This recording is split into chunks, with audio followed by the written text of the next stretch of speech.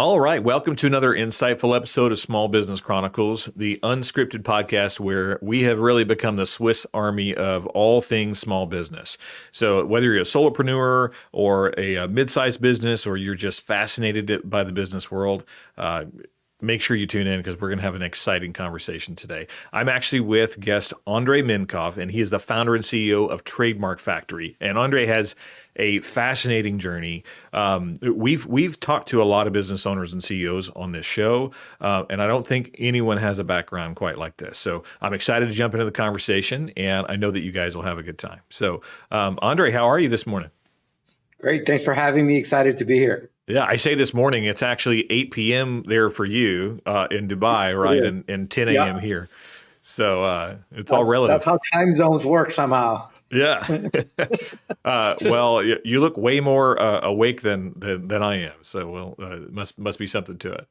I'm a night owl, so I'm just about getting started to be productive. Awesome. Well, hey, that works out in your favor then. Well, hey, I know we chatted pre-show, and I already know a little bit about you, but I always like starting the show off by saying, why should our listeners be as excited to hear our conversation as I am? Other than my charming personality? Other than the charming personality, yes. Okay. All right. Well, look, as you mentioned, I'm the founder and CEO of Trademark Factory. We do something that a lot of business owners need, and that a lot of business owners misunderstand, because there's a lot of misconceptions out there around when you need to get a trademark, why you need to get a trademark, what you need to trademark, how you need to do that. And so I've been an intellectual property lawyer for a long time, almost 30 years. And I've been running Trademark Factory for about, since 2011, you can count, 12 years. And I've got quite a few things to share that will help business owners protect their brands, own their brands, and do something useful with their brands. I mean, how early should somebody be looking into that part of the process? Because I think a lot of small business owners, they just say, well, it's fine. If I need to do something more serious later, then I'll do it then. I mean, when do you recommend I'm going to share with you into something like this concept that it's my latest love. You know how you fall in love with ideas, right? That you generate. So this is my latest one. It's a chart that I drew in my head. So there's this moment when you come up with your brand, right? The name, the logo, the tagline, whatever it is. That very moment, the value of your brand is zero because nobody knows about it. Only you, right? So the value of that brand is zero, and it's at that point when it's the most trademarkable. We don't know how trademarkable it is, but if it is trademarkable, it will never be more trademarkable than at that second when you're like, that's going to be my brand. And then you as a business owner, what you start doing is you start building that brand. You start sharing. You start telling people, start telling your friends about it. So you go to networking events, you put a website together, you do all those things that we do to get people to know that we exist, to put our services out there, our products out there. And so as the time goes on, the value of your brand goes up, because when you came up with it, was just zero. All of it was potential, and it starts going up with more and more people finding out about you. But the trademarkability of your brand goes down, because the risk of someone else filing a similar trademark, even if they're not trying to steal directly from you, just by they happen to come up with something similar, or they do want to steal from you. So the registrability goes down, and so the gap keeps increasing and increasing and increasing. So really, there's no better time to do it than the second you come up with it, like from the registrability perspective, not from the business perspective. Obviously, at that point, it's an overkill for a lot of businesses, especially small size entrepreneurs. But what I say is that it's never too early, but often too late to do that. So what I usually recommend is you first ask yourself an important question. What am I trying to build? Is this a business that, if I'm successful, will still be around 2, 3, 5, 10 years from now? If the answer to that is no, if it's a short-term play, and you don't need a trademark, right? Not now, not later, because the process takes about 1.5 years. right? So if by the time you get it, you don't need it, well, why bother? If it is going to be around, then the second question you ask yourself, assuming the business is successful, assuming it's still around 2, 3, 5, 10 years from now, will the brand that I came up with be important for me to make that business more successful, right? Are more people going to buy from me because of that brand? Is the valuation going to be higher because of the brand? Is the recognition going to be, is the trust going to be higher because of the brand? Is it going to be easier for me to attract good talent to work for me because of that brand? Like there's a billion different benefits for, that big brands have over no brands, right? It's easier for them to sell. It's easier for them to attract talent. It's easier for them to charge higher prices. Their valuation is through the roof and all of that, right? Nike's valuation is, as a company, was, last I checked, was like $97 billion, and the brand was 47 out of it, so more than half. That's fascinating. Not their factories, not their shirts, not their people, assets, not their people, anything. Just the brand itself, right? So the first question is, am I going to be around? Second question is, will the brand be important to the value? And if the answer is yes, then you want to do it as soon as possible. If the answer is no, then again, then you ask yourself a question, why did I come up with that brand? Like, why did I give my business a name that I don't think anyone is going to care about? Maybe that's a good sign for you to go back to the drawing board and come up with something that actually won't suck as much. I mean, I love that. I'd love that, Andrei, because I mean, just going through the process, you might identify that there's a different direction you need to go anyway. And I come from the real estate space, so I can tell you, I had this personally happen to me. In an adjacent space, domains, right? It's kind of same thing, right? If you don't capture the domains, then they're gone, and you see the valuation go for any domain appraisals through the roof as soon as you've actually created a business, right? So I didn't capture my own domain like I should have in real estate initially, because I was early on, I didn't know the difference, and then 3 years later, I look at trying to capture it, and it's $40,000 for me to just buy a domain.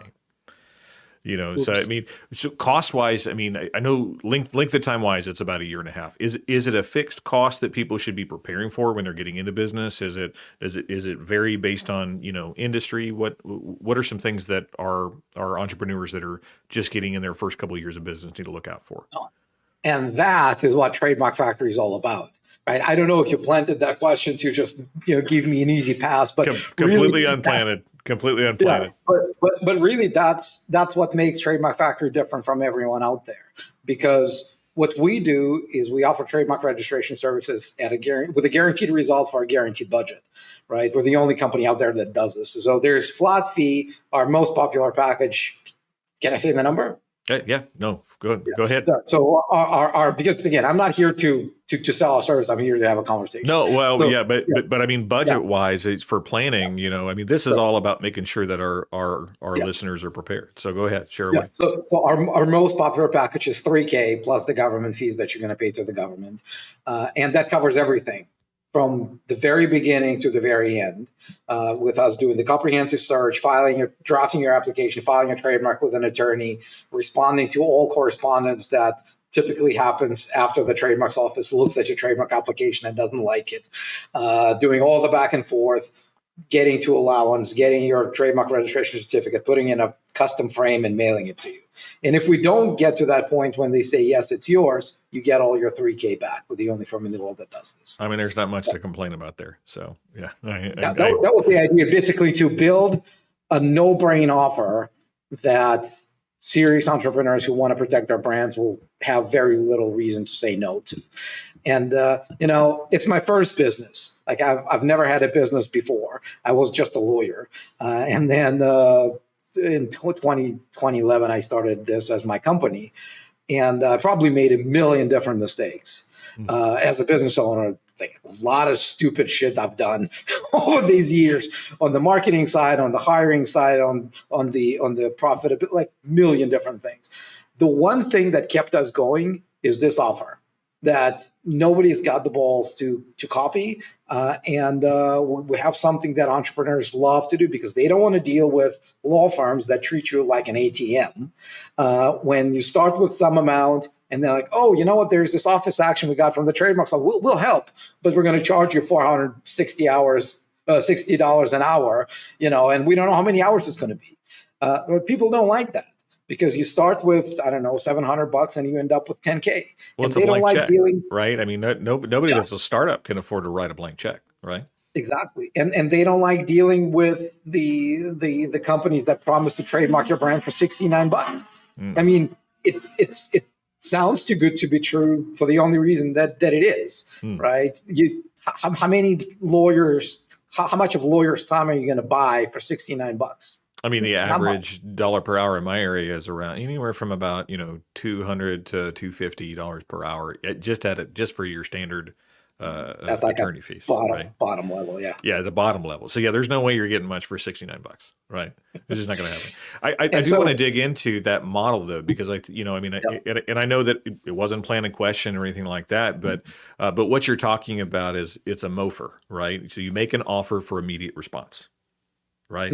And it's a business tactic. So, I mean, and you said yourself, that's been an anchor for your business. And I think there are other MOFRs out there that any business owner can get to and utilize.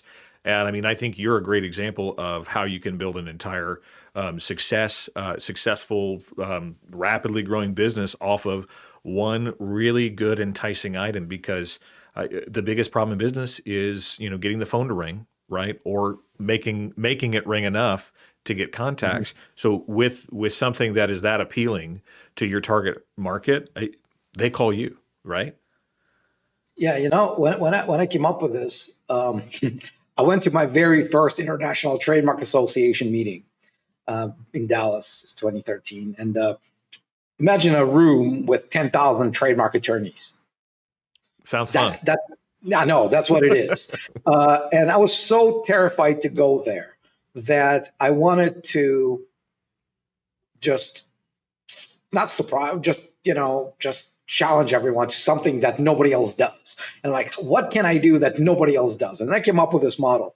And I went there and I'm talking to them and, trying to start a conversation, maybe get some deals from other countries to send us business and stuff like that. And everyone told me I was nuts.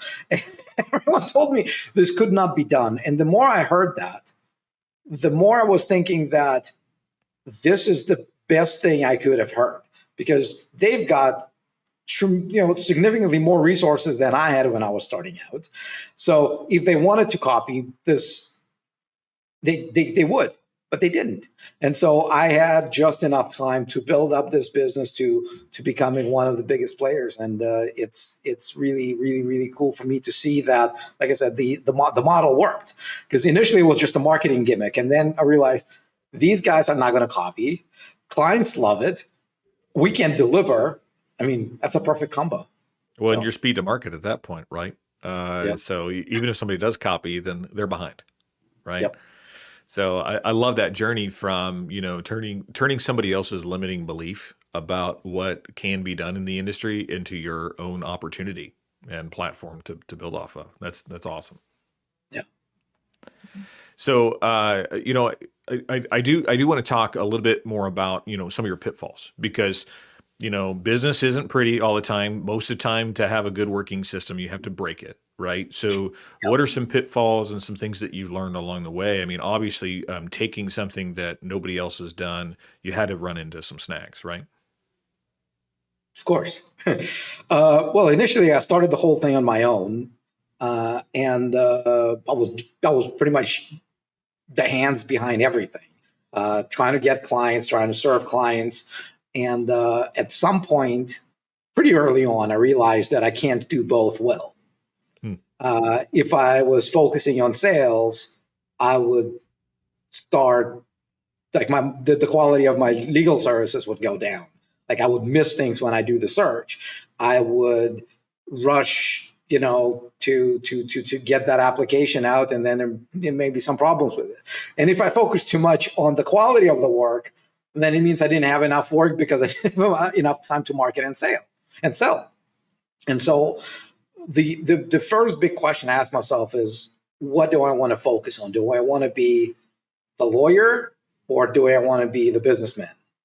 And the question after I asked myself that question, I realized that it's a lot easier for me to find lawyers who are just going to do the legal stuff, and I will be the brains behind the growth. The first hire was someone with a lot of trademarking experience, and and I went into sales. And for many years, I used to believe that in order to sell trademarking services, the person selling trademarking services needed to really know trademarking services from A to Z. That was my limiting belief for many, many, many years. And then my mentor, Dan Locke, he was trying to educate me for years, really. Say, Andrei, you don't need that. I'm like, Dan, you don't understand. It's a very specialized operation. And well, try it. And so eventually I bought this idea. And so I got a guy who had zero experience with trademarks. I trained him and I got him on a call with a potential client. And guess what? He closed his very first call. And I probably was better than you could have, right? Well, I'm absolutely a sales prevention department, because the second I see that their trademark is not, like, their brand is not very trademarkable, it's very hard for me to sell it to them because I start educating them too much, right? And this guy, I was at a conference, some conference, so I couldn't, be on that call with him. So he sent me a recording. And I remember, so I listened to that recording at the end of the day at that conference. I was sitting there listening to that call and literally crying, because to me that was the signal that this is how I can scale this stuff, right? That's huge. And to me it was like a major holy shit moment when I realized that I don't need to clone me. I just need to find people who can talk to other brand owners and explain to them the value, ask them if they want to protect their brand, and just help them get started. And that's gold. I mean, that's gold. Honestly, like I think most of us, and I don't know if it's just that we get really passionate about what we care about and what we do, or if it's ego, but most of us feel like we need to find another us, right? That we have to find that person that is perfectly aligned and sees everything the way that we do. Most of the time, that's not who you need. Most of the time. True. Yeah. So true. So I want to talk, a little bit about, your process to actually identify what a lot of other business owners identify as how to scale, right? So you said that was an anchor point for you to actually learn to leverage out the sales side of things. What was your before then? So I can tell you how I got to this idea. Yeah, absolutely. I came up, started. So I was a lawyer in Russia for God knows how many years. And then I had enough of Russia, moved to Canada, did my second law school there, didn't get a single offer from a Canadian law firm, even though I finished top of my class. Then discovered Robert Kiyosaki's Rich Dad, Poor Dad. And I'm like, I'm going to start my own firm. If I can't make it as a lawyer in Canada enough to survive, probably I'm not good enough of a lawyer, because at that point I assumed that being a good lawyer equated being a good law firm owner. And that's where Michael Gerber came in with his eMyth, by the way, which we help Michael trademark a few of his brands. Awesome. But the question I asked myself is, the first kind of mental trick that I did, I came up with a number that I knew that I couldn't make in revenue by selling my time. Right? And that number at that point was $50K a month. I knew that I couldn't generate $50K a month by selling Andrei Minkov's legal services with an hourly rate. And then I asked myself, okay, so if you're not doing this, who can do it for you? Like, where would the money come from, and how would it be generated?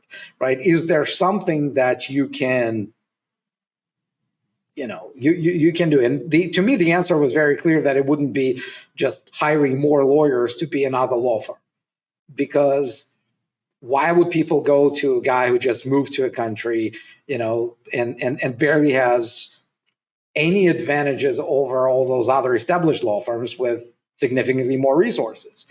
And so, like, I got to do something that nobody else does. And that was, this journey to what's repeatable, what's trainable, and like trademarks. And the rest is history. So, right. But the initial question was, come up with the amount of money you can't make yourself, that you will need a system to get to, and then you ask yourself, okay, what can that be? Well, we talk about backwards thinking, right? That's it, right? You begin with the end in mind. You hit your number, and you worked it back. I mean, it's love Kiyosaki, love the E-Myth, by the way. So yeah, fantastic. I could tell you're a reader, which is a huge part of business. So. Give me an idea of time frame. So, from, hey, I've got to do something different, and I don't want to have a traditional law firm, to where you are now. I mean, what was your length of time there? What did your growth trajectory look like? Give me the snapshot. How many employees you guys have now? Right now we have 30 people, give or take. The big pivot was in 2020. Not because of COVID, but it was an interesting challenge. Remind me to tell you about that. But what did happen is that we discovered paid traffic. There was a guy who kept begging me to be one of our strategy advisors, our closers, and I'm like, dude, you need to go, through this training or that training. He didn't want to do that, and so he came.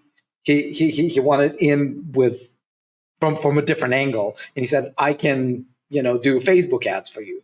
And we're like, "Why would people on Facebook want to be interested in trademarking service?" And he was very persistent. I believed in Google ads, the contacts when people are searching for traders. I didn't believe in Facebook, and so he said, well, let me try for free. Like, let's put some small budget. And I said, well, okay, let's give you a small budget. We're not going to pay you anything, except for a small commission if somebody did buy. And I said, we're going to kill it if after 7 days you give us 0 appointments. He got us, I think, 7 appointments on the first day. Oof.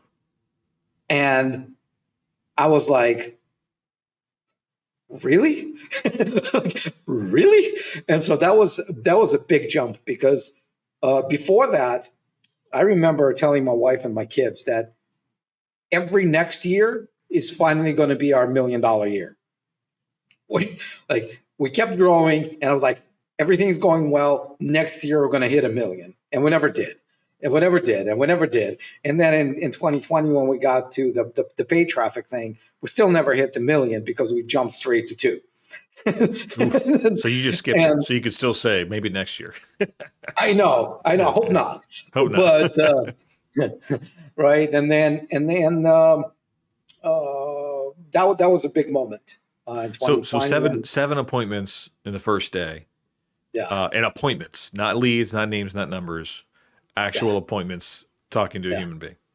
Yeah, and that's insane.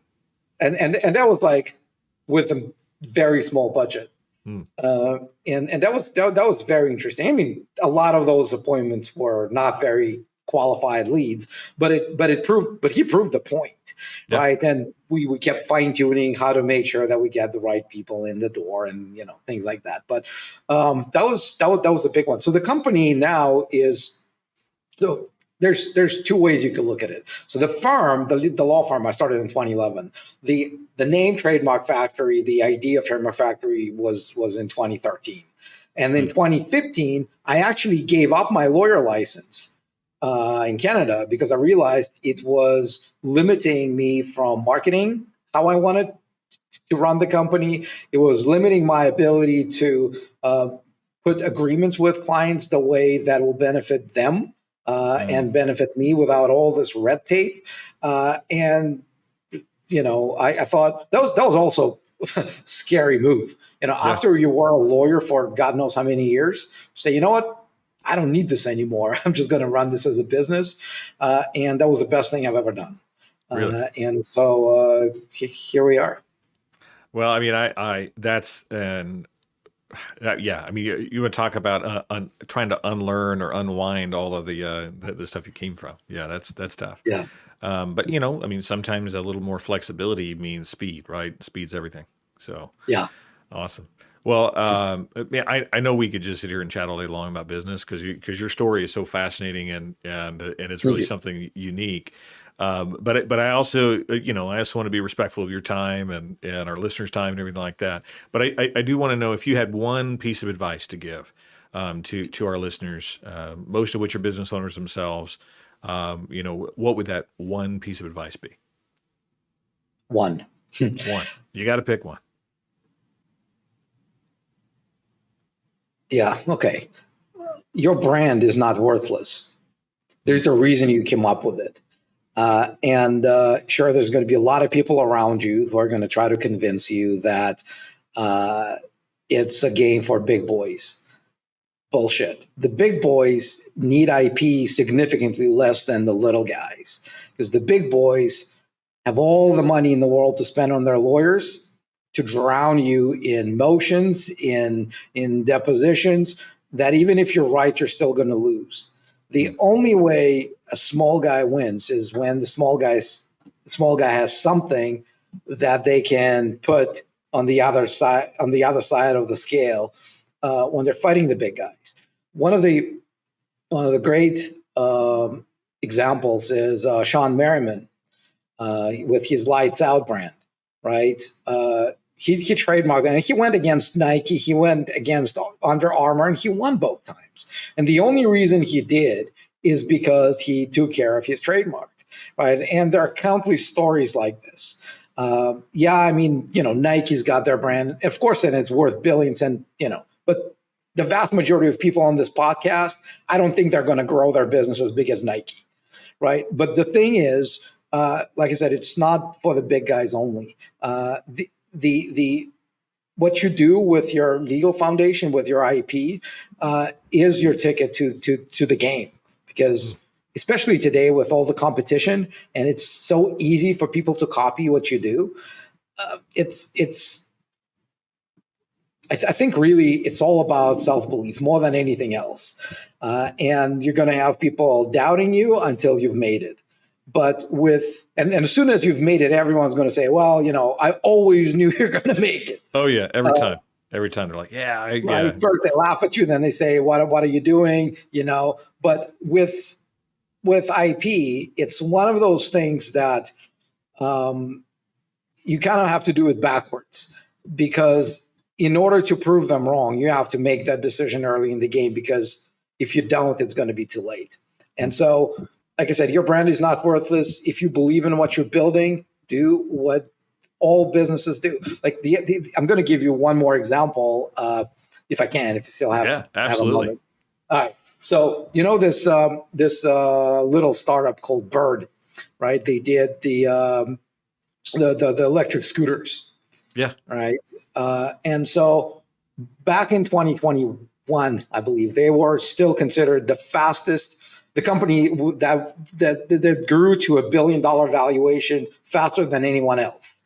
Right. It took them a certain number of days. I can't remember how many. But here's the cool thing about them. And you can check, it's all public information. So they started the company, and 13 days later, they filed for their trademark. Because they knew that if they wanted to be successful, they needed to own the brand. Because if anyone could slap that name on their scooter, like, you don't have a business, no. Right? And so that 13 days after they formed the company, that's way before they launched, that's way before they announced anything. That's literally one of the first steps they did. Probably, I don't know if they rented an office, right, by that time, but they did get their trademark in the USPTO system. So if you believe in what you're doing, if you believe that you're going to be around several years from now, if you believe that the brand will be an important part of what you're building, trademark it as soon as you can. That's my message. Whether you do it with us or we do it with someone else, do it. And really, we try to make it a no-brainer for you to choose us because, again, we're the only firm out there that offers guaranteed result for a guaranteed budget. Well, and I think you hit it right on the head there. Your brand is not worthless. We've got a lot businesses of all types out there that listen to us, that have conversations like this with us, and I haven't met a single brand that's worthless. It's just, if there's a passionate person behind it, then that's really all it takes to push forward. So, well, man, I really enjoyed the conversation. Really appreciate you coming by. You guys that are listening, make sure you save this one, do all the podcast stuff, like it, share it, give us a comment, let us know if you want to hear more about it. And keep in mind, this is part of our Small Business Delivered Network. So if you want more great business podcasts, we've got a ton of shows with more in the pipe. Some of them that I'm really excited that I can't even share yet. But make sure you check us out online. And don't forget, in the meantime, keep that entrepreneurial spirit alive. You are worthwhile. So is your brand. And every business story is a story worth sharing. Till next time.